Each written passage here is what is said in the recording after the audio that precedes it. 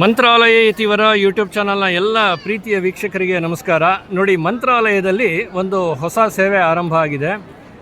ಈ ವಯಸ್ಸಾದವರಿಗೆ, ಗರ್ಭಿಣಿ ಹೆಣ್ಣು ಮಕ್ಕಳಿಗೆ ಮತ್ತು ವಿಕಲಚೇತನರಿಗೆ, ಯಾರಿಗೆ ನಡ್ಕೊಂಡು ಬರೋದಕ್ಕಾಗೋದಿಲ್ಲ ಅಂಥವ್ರಿಗಾಗಿ ಈ ವಿಶೇಷವಾದಂಥ ಬ್ಯಾಟ್ರಿ ಆಪ್ರೇಟೆಡ್ ಒಂದು ವೆಹಿಕಲ್ನ ವಾಹನವನ್ನು ಇಲ್ಲಿ ರಾಯರ ಮಠದಲ್ಲಿ ಈ ಆರಾಧನೆ ಸಂದರ್ಭದಲ್ಲಿ MS ರಾಮಯ್ಯ ಆಸ್ಪತ್ರೆ ಇದೆಯಲ್ಲ, ಅವರ ಕೊಡುಗೆಯಾಗಿ ಇದನ್ನು ನೀಡಲಾಗಿದೆಯಂತೆ.